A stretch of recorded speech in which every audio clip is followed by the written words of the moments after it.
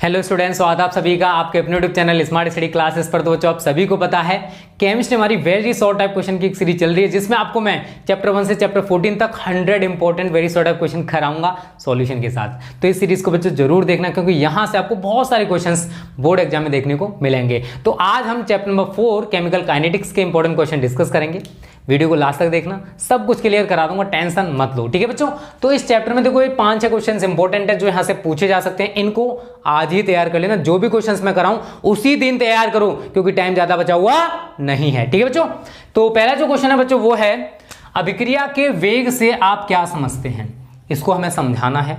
तो देखो, अगर हम किसी भी रेट ऑफ रिएक्शन की बात करें, कोई भी क्रिया है वो किस रेट से हो रही है, किस दर से हो रही है, अगर हम उसको पता करना चाहें तो देखो रेट होता है हमारा क्या, अभिक्रिया का वेग। अगर हम रेट ऑफ रिएक्शन निकालते हैं तो कैसे निकालें, क्रिया कितनी तेजी से हो रही है, वो डिपेंड किस पर करेगा, रेट ऑफ रिएक्शन पर।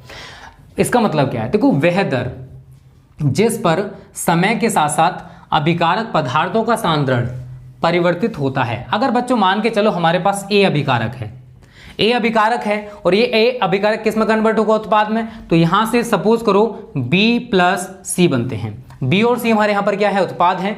तो ये धीरे धीरे करके ही तो परिवर्तित होंगे बी और सी में, या एक साथ ए बी में बी और सी में कन्वर्ट हो जाएगा, ऐसा तो पॉसिबल नहीं है ना। तो जिस दर पर ए जो है वो बी और सी में कन्वर्ट होने वाला है उसी को कहते हैं रेट ऑफ रिएक्शन।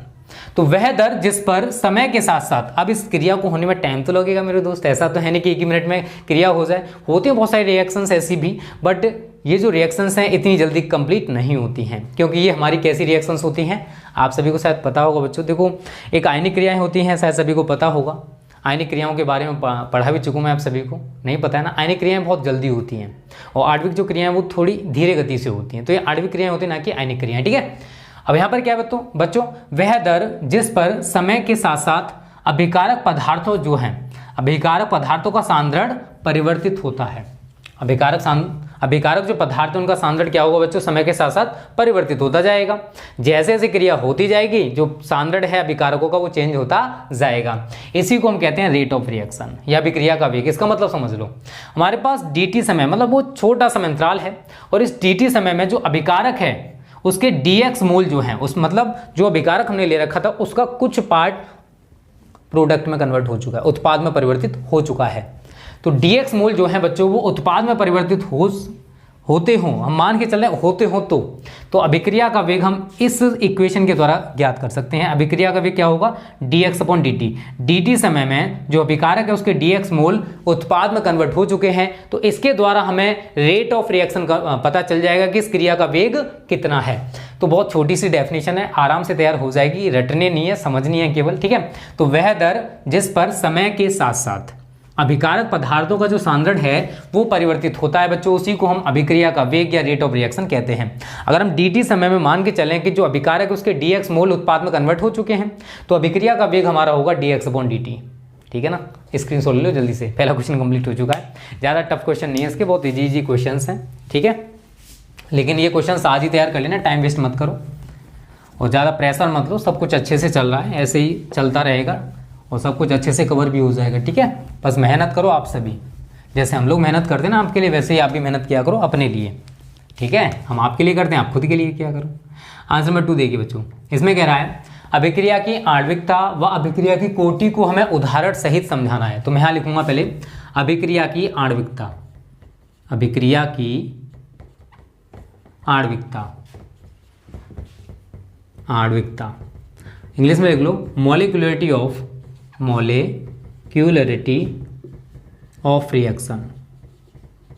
इंपॉर्टेंट है यार, बोर्ड एग्जाम पूछी जाती है, वही चीज़ें मैं आपको पढ़ा रहा हूँ, कोई फालतू क्वेश्चन तो आपको नहीं कराऊंगा, आप भी जानते हो। अब मॉलिक्यूलरिटी ऑफ रिएक्शन किसे कहते हैं, तो यहाँ बच्चे लिखोगे किसी क्रिया को प्रारंभ करने के लिए, किसी क्रिया को प्रारंभ करने के लिए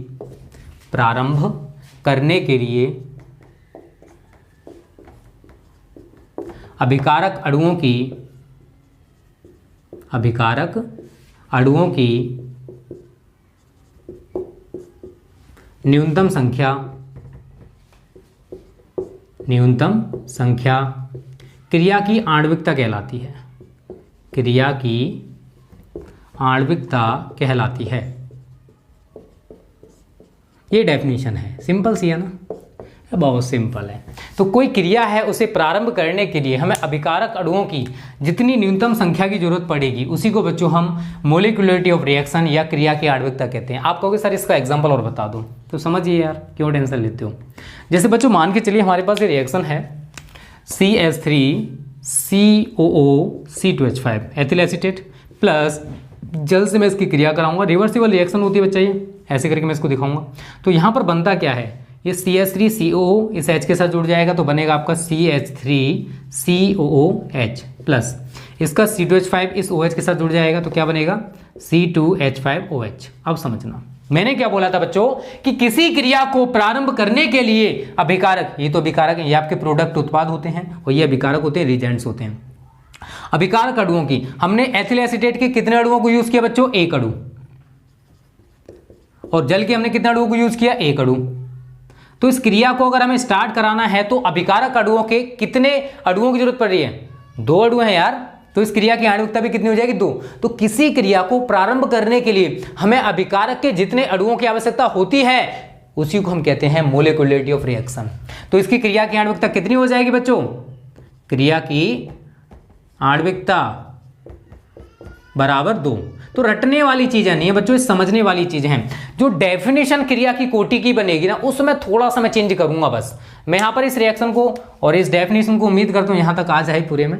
क्रिया की कोटि, क्रिया की कोटि, order of reaction, order of reaction. देखो डेफिनेशन ऊपर वाली की तरह, बस थोड़ा सा उसमें चेंज आ जाएगा बच्चों। यहां वही लिखूंगा मैं, किसी क्रिया को प्रारंभ करने के लिए, किसी क्रिया को प्रारंभ करने के लिए, प्रारंभ करने के लिए अभिकारक अणुओं की न्यूनतम संख्या, अभिकारक अणुओं की न्यूनतम संख्या, न्यूनतम संख्या जिनके सांद्रण में, जिनके सांद्रण में मापनीय कमी होती है, मापनीय कमी होती है, कमा क्रिया की कोटि कहलाती है, क्रिया की कोटि कहलाती है। It's a definition of order of reaction. अब इसका मतलब क्या है यार बच्चों, देखो सेम चीजें हैं, यहां तक आप देखोगे बिल्कुल सेम लिखा है मैंने कि किसी क्रिया को प्रारंभ करने के लिए अभिकारक अणुओं की न्यूनतम संख्या, इतना तो सेम है। लेकिन जो अभिकारक हम लोग यूज कर रहे हैं उनके सांद्रण में मापनीय कमी होनी चाहिए। मतलब दो अगर रिएजेंट्स हैं, अभिकारक हैं, आपस में क्रिया करके प्रोडक्ट बना रहे हैं तो उनके सांद्रण में मापनीय कमी होगी या नहीं होगी, उनका सांद्रण परिवर्तित होगा, उनकी मात्राओं में कमी होगी या नहीं होगी, उनकी जो मापनीय कमी हो रही है बच्चों उसी को कहते हैं हम लोग ऑर्डर ऑफ रिएक्शन। ये एक सैद्धांतिक पद है, क्रिया की आणविकता को सैद्धांतिक पद है क्योंकि यहां पर हम काउंट करके निकाल सकते हैं, लेकिन इसको जो है ऑर्डर ऑफ रिएक्शन को प्रयोग द्वारा ज्ञात किया जाता है। ठीक है, मैं अंतर बताऊंगा। लास्ट क्वेश्चन हमारा वही है कि अभिक्रिया की आणविकता व अभिक्रिया कोटि में अंतर। पहले इसका स्क्रीनशॉट ले लो। इसका एग्जांपल मैं बच्चों इसको मिटा दे रहा हूं यहां पर, ठीक है, इसको मिटा दे रहा हूं। इसी का एग्जांपल ये भी हो जाएगा, ठीक है, इसी का एग्जांपल लिख लेना ये। अब यहां पर अंतर क्या होने वाला बच्चों समझिए। देखो बच्चों एथिल एसीटेट हमने ले रखा है और जल भी हमने ले रखा है क्योंकि ये दोनों ही हमारे अभिकारक हैं, ये आपस में क्रिया करके हमारे उत्पाद बना रहे हैं। लेकिन बच्चों एथिल एसीटेट जो हमने ले रखा है इसका सांद्रण परिवर्तित होगा, इसके सांद्रण में मापनीय कमी होगी, लेकिन जल के सांद्रता पर या जल के सांद्रण में कोई भी मापनीय कमी नहीं होती है क्योंकि यहां पर ये दो काम करेगा। एक तो ये एथिल एसीटेट को घोलने का काम कर रहा है, विलायक का काम करेगा, दूसरा इसके साथ अभिकारक का काम भी करेगा। और जल की मात्रा को कितना भी लिया जा सकता है, जल की मात्रा को कितना भी लिया जा सकता है, लेकिन जो एथिल एसीटेट है इसकी जो मात्रा है बच्चों इसके साथ जुड़ेगी तभी तो हमारे प्रोडक्ट बनेंगे।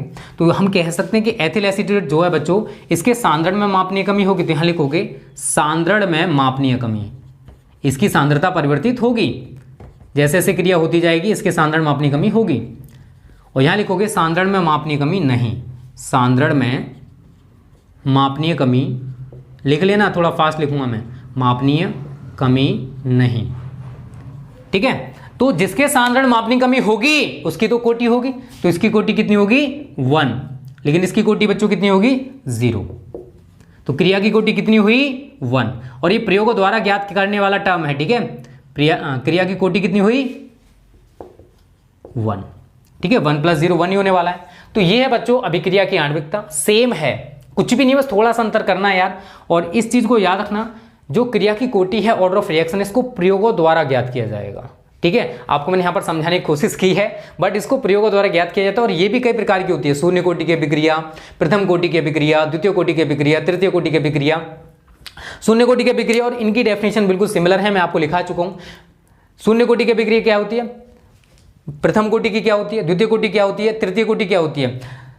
आप आसानी से उनको तैयार कर सकते हो, रटना नहीं केवल समझना है, रटना नहीं केवल समझना है, ठीक है बच्चों। स्क्रीनशॉट आपसे भी ले लीजिए, ले लिया ना। अगर हम शून्य कोटि की अभिक्रिया की बात करें तो वह अभिक्रिया जिसमें अभिक्रिया का वेग अभिकर्मक के सांद्रण पर निर्भर नहीं करता, शून्य कोटि की अभिक्रिया कहलाती है। प्रथम कोटि की अभिक्रिया वह अभिक्रिया जिसमें अभिक्रिया का वेग अभिकर्मक के एक अणु की सांद्रता पर निर्भर करता है, प्रथम कोटि की अभिक्रिया कहलाती है। द्वितीय कोटि की तो वह अभिक्रिया जिसमें अभिक्रिया का वेग अभिकर्मक के दो अणुओं की सांद्रता पर निर्भर करता है, द्वितीय कोटि की अभिक्रिया कहलाती है। और वह अभिक्रिया जिसमें अभिक्रिया का वेग अभिकर्मक के 3 अणुओं की सांद्रता पर निर्भर करता है, तृतीय कोटि की अभिक्रिया कहलाती है। तो ये रटने वाले टर्म्स नहीं है मेरे दोस्त, समझने वाले टर्म्स हैं, और आप आसानी से इनको तैयार भी कर सकते हो। और अगर हम यूनिट की बात करें, जो शून्य कोटि की अभिक्रिया उसके वेग स्थिरांक का यूनिट मोल लीटर -1 समय -1 होता है। प्रथम कोटि का तैयार कर लेना, समय -1 या मिनट -1 या सेकंड -1 होता है, क्योंकि ये पूछे जाते हैं बच्चों, ठीक है। स्क्रीनशॉट आपसे भी ने ले लिया होगा इसका, उम्मीद करता हूं। चलो आगे के क्वेश्चंस भी ज्यादा टफ नहीं है, इजी है, टेंशन ना लो, बस मेहनत करो, सारे क्वेश्चंस करा दूंगा अच्छे से। तैयार हो गया ना, यहीं तैयार हो जाएगा, बस वीडियो को सही तरह देख लो लास्ट तक, एक एक क्वेश्चन अच्छे से समझा दूंगा। और ये मान लो आपका रिवीजन सा हो रहा है, क्योंकि हम सारी चीजें पहले भी आपको कवर करा चुके हैं, ठीक है ना। तो बस मेहनत करते रहिए बच्चा, तभी आपके बोर्ड एग्जाम में 90+ आने वाले हैं। मेहनत करोगे तभी आएंगे, कहने से नहीं आते हैं। चलिए अगला क्वेश्चन पढ़िए, क्या कह रहा हूं उसमें कह रहा है प्रथम कोटि की अभिक्रिया के वेग स्थिरांक का व्यंजक लिखिए। आंसर नंबर 3, प्रथम कोटि की अभिक्रिया के वेग स्थिरांक का व्यंजक। प्रथम कोटि की अभिक्रिया के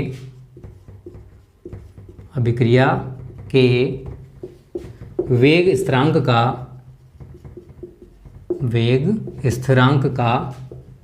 व्यंजक। देखो इंपॉर्टेंट है, प्रथम कोटि की अभिक्रिया के वेग स्थिरांक का व्यंजक।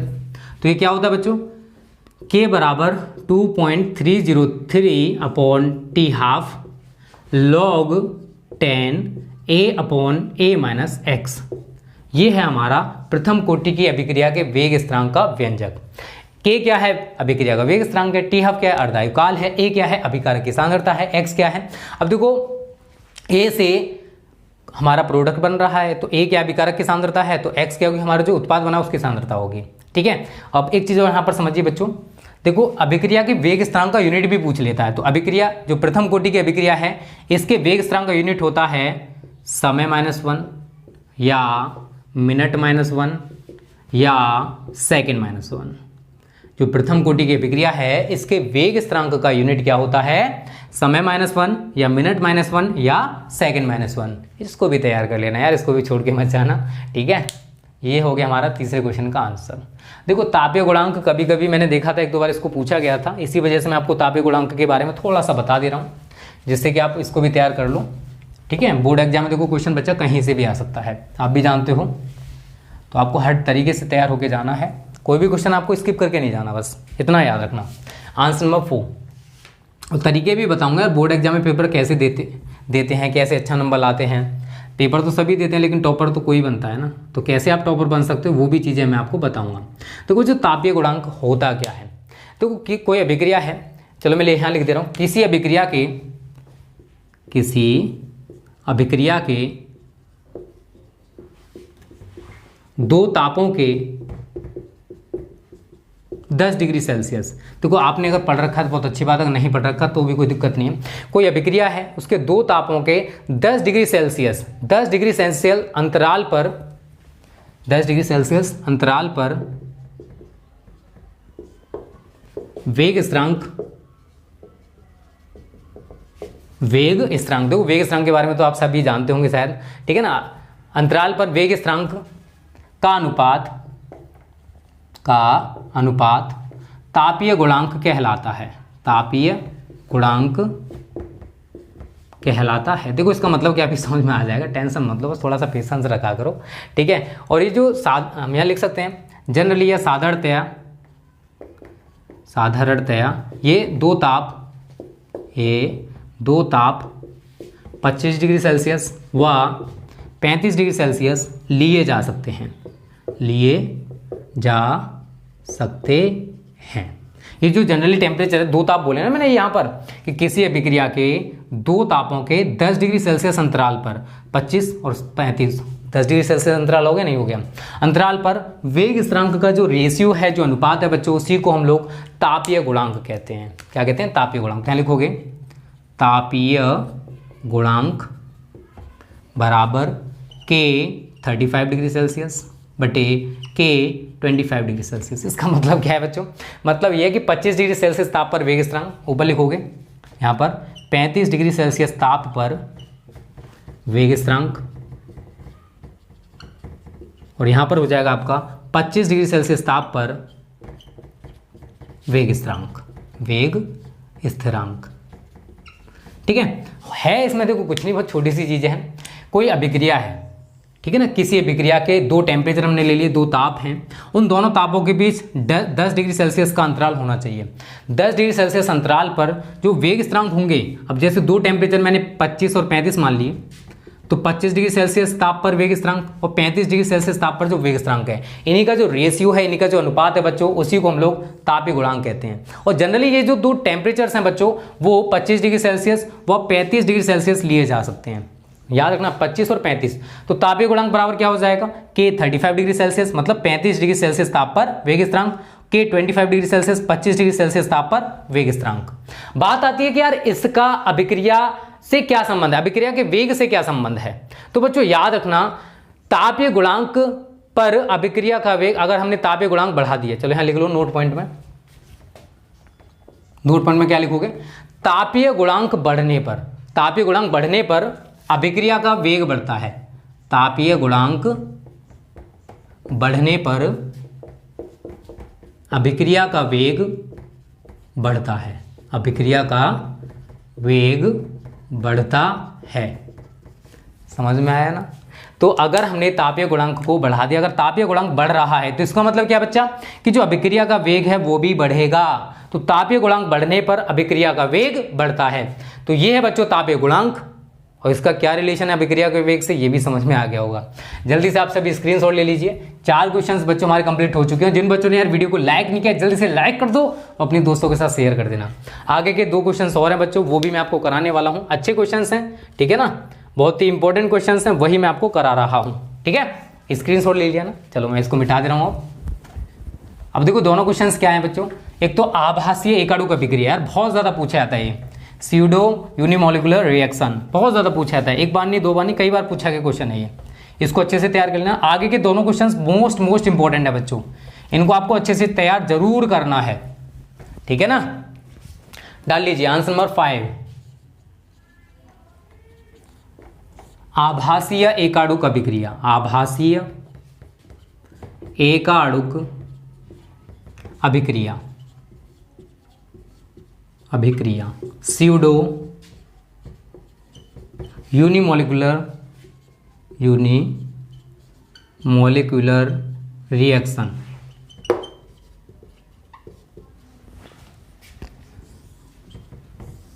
अब ये होती क्या है यार? क्या लिखोगे? प्रथम कोटि की वह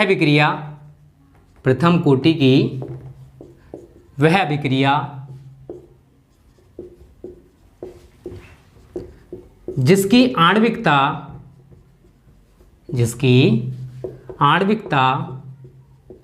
1 से अधिक हो आभासीय एकाणुक अभिक्रिया कहलाती है। आभासीय एकाणुक अभिक्रिया कहलाती है, ठीक है बच्चों। अब देखो इसका मतलब क्या है यार, अभी मैंने आपको एथिल एसीटेट का जो एग्जांपल दिया था ना, वो आभासीय एकाणुक अभिक्रिया है। तो लिखोगे एथिल एसीटेट के जल अपघटन की क्रिया, जल अपघटन की क्रिया आभासीय एकाणुक अभिक्रिया है, आभासीय एकाणुक अभिक्रिया है, अभिक्रिया है। अब आप कहोगे सर कैसे है, तो यार मैं समझा रहा हूँ ना। तो यहाँ लिखोगे CH3COO प्लस जल से क्रिया कराओगे H single bond OH, reversible reaction है हमारी ये बच्चों।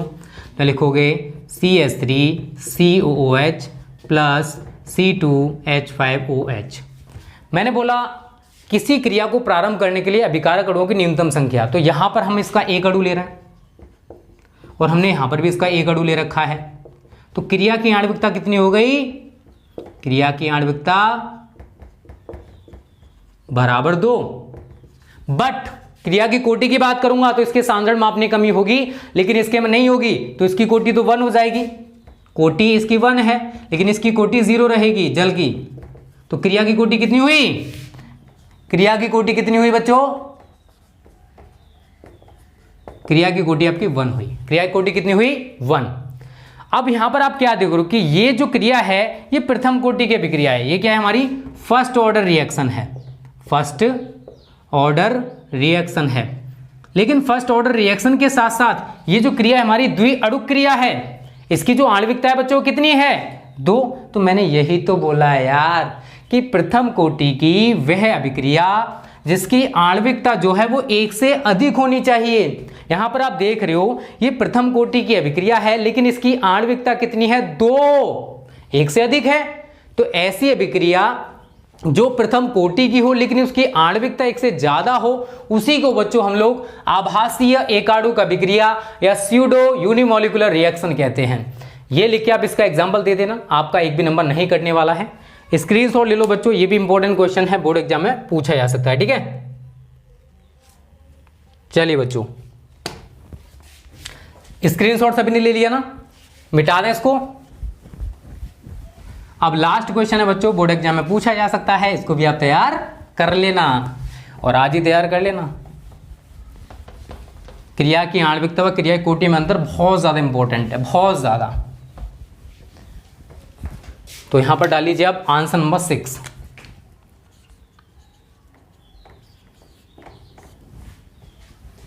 यहां लिखोगे आप क्रिया की आणविकता,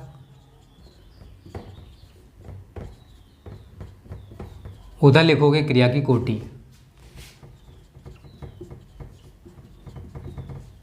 तो बच्चों पहला पॉइंट है, जो क्रिया की आणविकता बच्चों एक पूर्ण संख्या होती है, मतलब 1 2 3 4 5 कुछ भी हो सकती है, लेकिन क्रिया की कोटि भिन्नात्मक भी हो सकती है। तो यहां लिखोगे क्रिया की आणविकता, क्रिया की आणविकता एक पूर्ण संख्या होती है, एक पूर्ण संख्या होती है, ठीक है। उधर लिखोगे क्रिया की कोटि, क्रिया की कोटि भिन्नात्मक भी हो सकती है, भिन्नात्मक भी हो सकती है, ठीक है। तो क्रिया की कोटि है बच्चों वो 1 के साथ साथ 1.5 भी हो सकती है, मतलब भिन्नात्मक भी हो सकती है। इस चीज को याद रखें क्योंकि इसको प्रयोगों द्वारा ज्ञात किया जाता है। सेकंड पॉइंट है, क्रिया की आणविकता कभी भी शून्य नहीं हो सकती, क्रिया की आणविकता कभी भी शून्य नहीं हो सकती, नहीं हो सकती। क्रिया की जो आणविकता वो कभी भी शून्य नहीं हो सकती। इधर लिखोगे क्रिया की कोटि, आपने सुना है ना शून्य कोटि की अभिक्रिया, तो क्रिया की कोटि 0 भी हो सकती है। क्रिया की कोटि शून्य भी हो सकती है, शून्य भी हो सकती है। यह आपका सेकंड अंतर हो गया। तीसरे अंतर की बात करें बच्चों, तो देखो जो क्रिया की आणविकता बच्चों हम इसको आराम से गणनाओं के द्वारा ज्ञात कर सकते हो, तो एक सैद्धांतिक पद है लेकिन इसको प्रयोग द्वारा ज्ञात किया जाता है। तो यहां लिखोगे क्रिया की आणविकता एक सैद्धांतिक पद है, क्रिया की आणविकता एक सैद्धांतिक पद है, मतलब इसको हम गणनाओं द्वारा ज्ञात कर सकते हैं। सैद्धांतिक पद है। लेकिन क्रिया की कोटि के साथ ऐसा नहीं होता है, तो यहाँ लिखोगे क्रिया की